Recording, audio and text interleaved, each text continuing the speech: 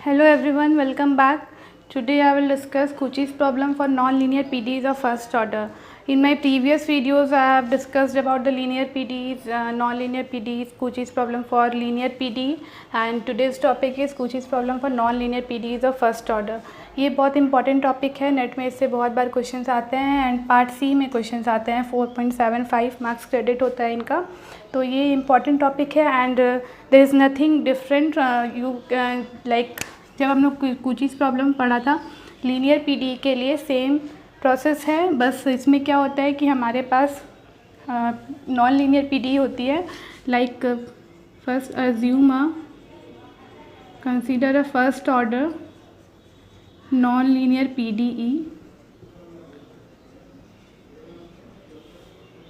तो ये कैसी होगी, X Y Z and P Q, ठीक है, equal to 0. This is the non-linear PDE of first order. Now it passes through the curve or it passes through xt, yt, zt where t is the parameter. Cauchy's problem for linear PD जब मैंने बताया था तो उसमें भी same क्या हो रहा था कि वो एक कर्व से पास कर रहा था और उसमें वो t पैरामीटर था. तो इसमें भी similarly we get a curve or the equations in parametric form through which the first order nonlinear PDE passes. Now अब क्या होगा जब इससे ये पास कर रहा है, ठीक है. First you need to find the complete integral. First find the complete integral of 1.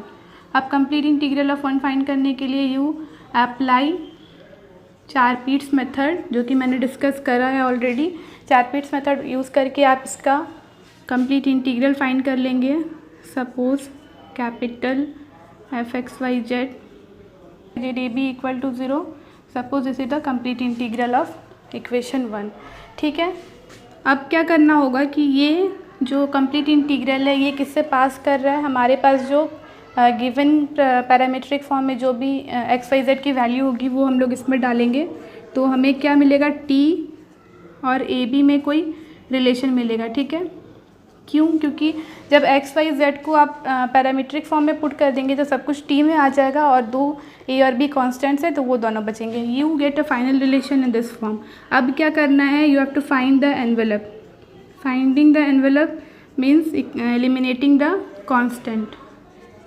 अब इसकी इक्वेशन की एनवेलप फाइंड करनी है और यहाँ पे टी पैरामीटर है तो इसको हम लोग एलिमिनेट करेंगे, ठीक है. इसको एलिमिनेट करने के बाद आपके पास क्या बचेगा, ए और बी में कोई रिलेशन बचेगा. Then we get a relation in A and B.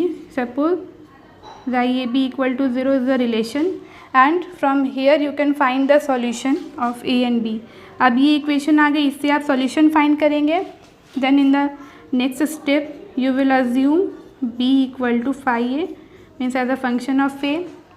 अगर आप बी को अज्यूम कर लेते हैं तो फिर आपके पास जो भी इक्वेशन आएगी उसमें मेन प्रॉब्लम पे फिर आपके पास क्या होगा, बी एलिमिनेट हो जाएगा एंड फाइनल रिलेशन आपकी इस फॉर्म में मिलेगी, ठीक है. अब इसमें लास्ट स्टेप क्या है, you have to find the envelope of this equation. To find the envelope eliminate A,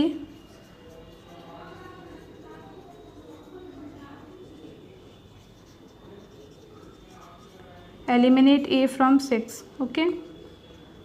Then final relation is the required surface of the, I am writing here, suppose you get a relation after eliminating a psi x y z equal to 0. This is the required surface, required integral surface through which the given integral passes. So this is the required integral surface which we need to find. Okay, ये हमारा process हो गया और you can say working rule step by step. First you have a nonlinear PDE, you find the complete integral by Charpit's method, you get a relation in t a and b, then eliminate t. By finding the envelope you get del phi by del t equal to 0, then we get a relation in a and b. After that we assume b as a function of a in terms of a, then we find the envelope by eliminating a from that equation and finally we get a required integral surface which contains only x, y and z. ठीक है, this is the process. You can note it down. Now going to solve a question from 2017 June. Okay, ये बहुत important question है। इस तरह के questions exam में आप पार्ट सी में आपको ज़्यादातर ये क्वेश्चंस मिलेंगे और बहुत इजी है। थोड़ा सा कैलकुलेशन पार्ट होता है तो it's a bit lengthy, but आप अगर चाहते हैं तो आप इसको आराम से सॉल्व कर सकते हैं। ठीक है, अब हम इस क्वेश्चन को देखते हैं। ये क्या है? Non linear P D is given as X P square plus Q square is equal to Z P and C if a complete integral of the P D this where p is equal to del z by del x, q equal to del z by del y passes through the curve. What you need is the curve, the PDE, then the envelope of this family passing through x equal to 1 and y equal to 1 means you need to find the particular solution. मैंने आपको पिछले lectures में general solution और singular solution बताया था। ये अब यहाँ से आप पर्टिकुलर सॉल्यूशन भी देख सकते हैं। Particular solution is giving particular values to the variables or the independent variables give you the particular solution, means the solution is just a particular form, no x y. okay, तो अब जब x y की value substitute कर देंगे तो you get a solution in this form. अब हमें देखिए क्या करना है कि इसकी कंप्लीट इंटीग्रल फाइंड करनी है। तो अब मैं इसकी complete integral by using the Charpit method direct लिख रही हूँ। अगर आप direct writing here the complete integral, I am not going through the process. ये मैंने कैसे लिखा है? By using the Charpit's method. अगर आपसे नहीं फाइंड होता है तो आप बोलेंगे तो मैं नेक्स्ट वीडियो में फाइंड करके आपको दिखाऊंगी कैसे आया है। But today's main topic is the Cauchy's problem for the non linear PDEs. अब देखिए हम लोग इस पर किस तरह से कर्व जो पास करता है उसको सब्स्टिट्यूट करते हैं, how we will find the solution. अब इसमें गिवन क्या है? X equal to 0 and Z square equal to 4y। मैंने आपको बताया था कोई पैरामीट्रिक फॉर्म में होता है। अब इसमें कुछ भी इक्वेशन दी हुई है तो हम लोग अपने से कोई पैरामीटर अज्यूम करते हैं। एक्स इक्वल टू तो 0 है, suppose Z equal to S या टी, कुछ भी हम लोग सपोज टी अज्यूम कर रहे हैं। ठीक है, तो इसको हम लोग खुद से एक पैरामीटर अज्यूम कर लिए जेड इक्वल टू टी। उस केस में वाई क्या होगा? T square by 4। अब मैंने क्या बताया था कि जब पैरामीट्रिक फॉर्म में आ गया है उसके बाद हम लोग कंप्लीट इंटीग्रल में ये सब वैल्यूज़ को पुट करेंगे। Suppose this is the complete integral. अब इसमें जब हम पुट करेंगे तो हमें क्या मिलेगा? A Z square is T square minus A square X square is 0 equal to A Y A T square by 4 plus B. Okay, this is the equation. अब हम इसको थोड़ा सा मॉडिफाई करते हैं। What we will get?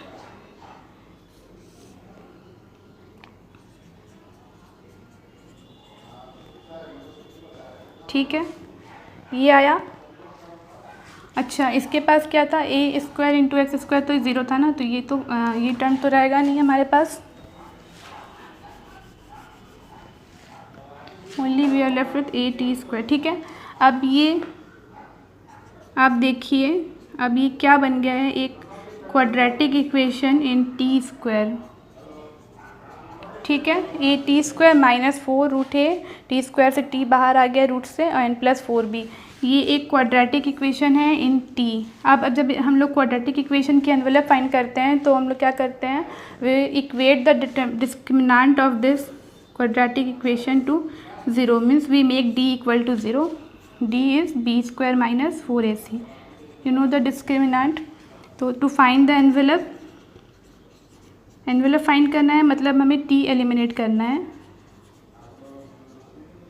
We put D equal to 0, B square minus 4ac। अब इस equation के लिए बी स्क्वायर माइनस 4ac क्या होगा?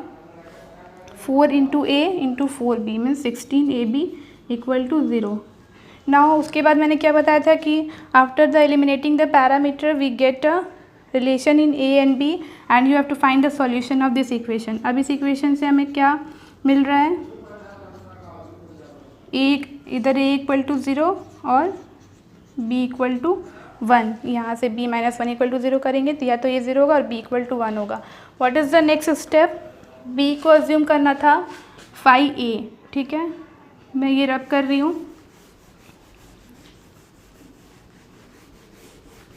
ये सॉल्व हो गया। अब आप देखिए b को जब 1 लेंगे हम लोग तो ये इक्वेशन अब क्या बनेगी?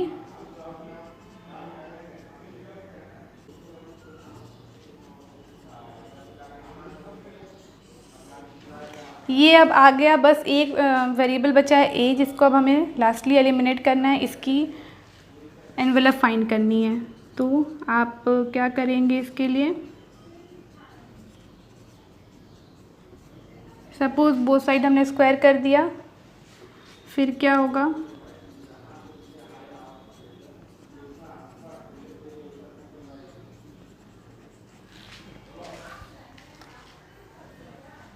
अब ए को एलिमिनेट करना है, तो इसका अगर हम क्वाड्रेटिक ले आए फिर से, तो हम लोग उसमें से फिर एलिमिनेट कर सकते हैं। ए स्क्वायर में देख रहे हैं, ए स्क्वायर और ए मिल रहा है, means there is a quadratic in A. Equation मिलेगी हमें क्या, अगर इसको इस साइड ले जाएंगे तो X square plus Y square होगा plus 2ay minus A Z square plus 1 equal to 0। Okay, इस सब टर्म्स को मैंने उस साइड ले गया।